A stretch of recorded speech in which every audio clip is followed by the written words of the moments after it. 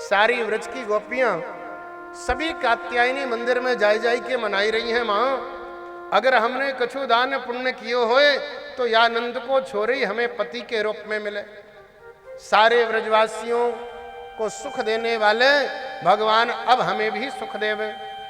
भगवान ने कहा, गोपियों तुम चिंता मत करो, शरद ऋतु की पूर्णिमा के दिन हम तुम्हारे मनोरथ को सफल करेंगे।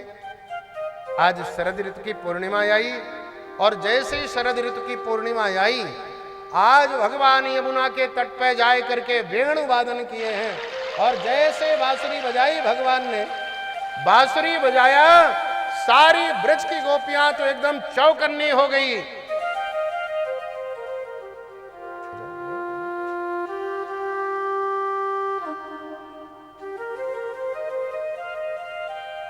भगवान की बांसुरी की आवाज सुनी तो एक गोपी स्नान कर रही थी, सो स्नान करके उल्टा ही वस्त्र पहनी और भागती भागती गोविंद के पास में गई। एक गोपी चोटी गूंथ रही थी, तो एक तरफ की चोटी गूंथा है, दूसरे तरफ की गोथी नहीं पाई, एकदम भागी। एक गोपी काजल लगाया है तो एक आंख में लगाया, दूसरी आंख में लगा करके और सीधे भागी। एक गोपी तो लाली उठाई है होठों पे लगाने के लिए, तो अस्त व्यस्त हो गई, दिमाग काम करना बंद कर दिया। उस होठों की लाली को निवेदन करूं आंखों में लगाया और भागती भई। एक गोपी स्तन पान कराई रही है, सो लाला को जमीन में पटको भागी। एक गोपी पति को भोजन करवाई रही थी, सो बांसुरी की तान सुनाई दी, सो खड़ी भई। पति ने हाथ पकड़ लिया, कहां जा रही है? कहा आज मत रोको, आज पति देवता ने बुलाया है, आज श्याम सुंदर ने बुलाया है। पति देवता ले गया, सीधे दरवाजे के अंदर बंद कर दिया और बंद करवे के बाद में साकर लगाई दियो। कहा तू मेरी अर्धांगिनी है, कहीं नहीं जाएगी, तू आज यहीं बंद रहेगी। बहुत हाथ जोड़ा लेकिन बंधन मुक्त नहीं किया। वह गोपी कहवे लग गई, हाड़ मांस के पुजारी पति देवता, या रखियो शरीर को, मैं तो जा रही हूं, आज कन्हैया ने मुझे बुलाया है। और जैसे उसने कहा, तत्काल उस शरीर का परित्याग करके दूसरा रूप धारण की और श्याम सुंदर के पास में पहुंच गई। महाराज परीक्षित सुखदेव महामुनि के चरणों में प्रणाम करके कहने लगे, महाराज बात अभी समझ में नहीं आई। यम नियम आसन प्राणायाम प्रत्याहार ध्यान धारणा समाधि अष्टांग योग की साधना करने वाला लाखों में से कोई एक होता है जिसको परकाया प्रवेश की सिद्धि या दूसरा रूप धारण करने की सिद्धि आती है। और ये ब्रज के अहीर की छोरियों में इतनी ताकत कहां से आई गई? सुखदेव महामुनि कहने लगे, परीक्षित इन ब्रज की गोपियों को तुम क्या समझ रहे हो? क्या साधारण बहन बेटियां समझ रहे हो? यह ब्रज की ग्वालनियां साधारण ग्वालनियां नहीं है। चारों वेद की ऋचाएं ही गोपियों के रूप में पधारी हैं, जो भगवान के सामने खड़ी हुई हैं। राम जी महाराज जैसे मिथिला पहुंचे, धनुष को तोड़ा और सीता जी से विवाह किया, सारी सखियां भगवान से प्रणय याचना करने लगी, प्रभु हम आपकी दीवानी हो चुकी हैं, आप हमें पत्नी रूप में स्वीकार करिए। राम जी ने कहा, देवियों यह मेरा मर्यादा अवतार है, तुम्हारे बारे में तो मैं सोच भी नहीं सकता हूं, क्योंकि मैं एक नारी व्रती हूं। सीता के अलावा दूसरी स्त्री के बारे में सुनना भी पाप है, पत्नी बनाना तो बहुत दूर बात रहा। सारी सखियां कहने लगी, प्रभु अगर आपने हमें पत्नी रूप में स्वीकार नहीं किया तो अपने प्राणों का हम परित्याग कर देंगे। भगवान कहने लगे, देवियों तुम एक युग मेरी प्रतीक्षा करो, मैं द्वापर युग में कृष्णावतार में आऊंगा, उस काल में तुम्हारे मनोरथ को सफल करूंगा।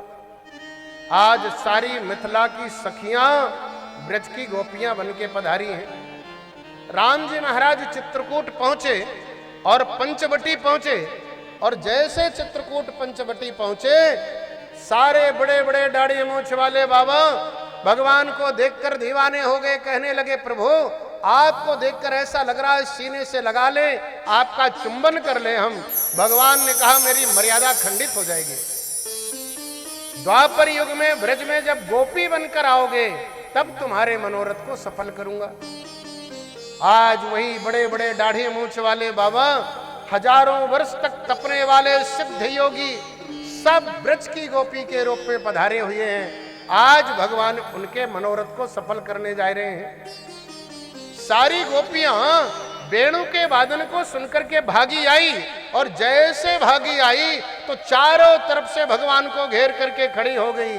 भगवान बीच में है। एक तिरछी चितवन से भगवान ने देखा और मंद मुस्कान भरते हुए कहने लगे, गोपियों स्वागतम वो महाभागा प्रियम किम करवाणी वहा। स्वागत है देवियों, स्वागत है, स्वागत है, स्वागत है। गोपियां एक दूसरे को देखकर कह रही हैं, बहन देख रही हो इस छलिया को, पहले तो बांसुरी बजाया, बुला लिया, अब हमें ऐसे कर रहा है जैसे जानता ही ना हो, हमारा स्वागत कर रहा है। गोपियों ने आपस में गुनगुनाया, लेकिन किसी से किसी ने कुछ बोला नहीं। भगवान कहने लगे, देवियों इतनी रात में तुम भागी भागी चली आई। अरे राम राम राम, देखो भाई ये अच्छी बात नहीं है। घर में झगड़ा हो गया, पति से झगड़ा हुआ, सासू से झगड़ा हुआ, ससुर से झगड़ा हुआ, जेठानी से झगड़ा हुआ, तो ये तुम्हारा धर्म नहीं है कि आधी रात घर को छोड़ करके जंगल में चले आना। शास्त्र कहता है, भर्तो शुश्रूषणम स्त्रीणाम परो धर्म। भर्ता की सेवा करना ही स्त्री का परम कर्तव्य है। देवियों ये बात तुम्हारी हमें अच्छी नहीं लगी। एक गोपी ने कहा, सुनो हमारा कोई झगड़ा वगड़ा नहीं हुआ है। अच्छा झगड़ा नहीं हुआ? बोला नहीं। तो फिर क्यों आई हो? गोपियां फिर से चुप हो गई। भगवान कहने लगे, ओ मैं समझ गया कि तुम क्यों आई हो। या को मतलब है आज शरद पूर्णिमा है, सो शरद पूर्णिमा के चांद को देखवे की ताई तुम आई होगी। गोपियों ने कहा, सुनो कोई हम चांद फान देखने नहीं आई। क्या हमने कभी चांद नहीं देखा है कि चांद देखने आवेंगे? भगवान कहने लगे, तो फिर क्यों आई हो? एक गोपी कहने लगी, तुम्हारे प्रवचन सुनते सुनते हमारे कान फट रहे हैं। एक बात हम तुमसे पूछें? बोला, कहा पूछो। एक गोपी ने कहा, महाराज मान लो एक गांव की लड़की एकदम निरादेहात की, बेचारी पढ़ी लिखी ना हो, भोली भाली सीधी सादी बड़ी लजीली शर्मीली, ऐसी लड़की की शादी दूसरे गांव में हो जाए, और उस घर में हो जहां की माता पिता का एक ही बेटा हो, उसकी ना तो कोई बहन हो, ना छोटा भाई हो, ना बड़ा भाई हो। शादी हो गई, जैसे ही वो ससुराल गई, घर में बेचारी 2 महीने रही कि अब देखा घर में खाने के लिए नहीं है। ऐसी अवस्था में पति कहने लगा, सुनो तुम तो सास ससुर के पास में रहना, मैं जा रहा हूं शहर, और शहर में धन कमाऊंगा, इसके बाद में फिर आऊंगा मैं। अब वो लड़की कहने लगी, सुनो जी मैं तो तुम्हारे बिना एक दिन भी जिंदा नहीं रह सकती, अगर तुम जा रहे हो तो मुझे भी साथ में लेके चलो। अब लड़का कहने लगा, मेरे रहने का ठिकाना नहीं, मैं तुम्हें कहां ले जाऊंगा, तुम तो यहीं रहो और मुझे जाने दो। गोपियां कहने लगी, महाराज अब हम तुमसे पूछ रहे हैं, ऐसी अवस्था में उस लड़के को क्या करना चाहिए और उस लड़की को क्या करना चाहिए? भगवान ने कहा, पागलों जैसी तो बात पूछ रही हो। अरे लड़के की शादी हो गई, घर में खाने के लिए नहीं है, शहर जाना है कमाने, तो लड़की का धर्म है कि लड़के को जाने दे, उसकी तस्वीर को रख ले और समय काटे। बिल्कुल सही उत्तर दिया है महाराज आपने। अब हम तुमसे पूछ रही हैं कि 6 महीने के बाद में शहर से कमाकर लड़का घर आए, और उसी समय पे आए जिस समय वो लड़की अपने पति के तस्वीर की आरती उतार रही हो, एक हाथ में घंटी और दूसरे हाथ में आरती। तो अब बताओ ऐसी स्थिति में क्या करे? वो दरवाजा खटखटा रहा है, साकर बंद है, तो साकर खोले या कि आरती उतारे? भगवान ने कहा पागलों जैसी तो बात पूछ रही हो। अरे पति 6 महीने के बाद आ गया, दरवाजा खटखटा रहा है, साकर बंद है और वो आरती उतार रही है, तो सीधी सी बात है तस्वीर को छोड़ के असली पति को अगवा नहीं करे, दरवाजा खोले। हमारे प्रश्न का उत्तर मिल गया महाराज। मतलब तो सीधा है, इस संसार में पुरुष केवल आप ही हो, आपके अलावा दुनिया में कोई पुरुष नहीं है। ये जितने दिखाई दे रहे हैं सब आपकी छाया मात्र हैं। भगवान कहने लगे अच्छा तो हमारे बात में हम ही को उलझा रही हो? गोपियां कहने लगी सरकार उलझा नहीं रही हैं, आपकी बात को आपको याद दिलाई रही हैं। गोपी कहने लगी कि आपको हमने याद दिला दिया है।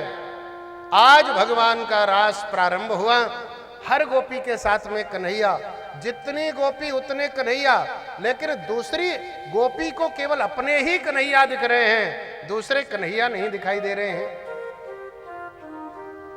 थिरकते थिरकते भगवान ने किसी गोपी को गोद में उठा लिया, किसी गोपी के पसीने को पोंछ रहे हैं, किसी के बाल को सहला रहे हैं, किसी गोपी के पांव में मोच आ गया तो भगवान पांव को दबा रहे हैं, किसी गोपी को पंखा झेल रहे हैं। हर गोपी को लगने लगा जैसे कन्हैया सबसे ज्यादा मुझे ही चाहते हैं। और आपको पता है भगवान गर्व जहां उत्पन्न हो जाता है वहां एक क्षण भी नहीं रह सकते। जीवन में अहंकार, चाहे रूप का अहंकार, धन का अहंकार, सौंदर्य का अहंकार, विद्या का अहंकार, चतुराई का अहंकार, प्रतिष्ठा का अहंकार, अगर जीवन में किसी भी तरह अहंकार आएगा तो भगवान तुमसे काफी दूर चले जाएंगे।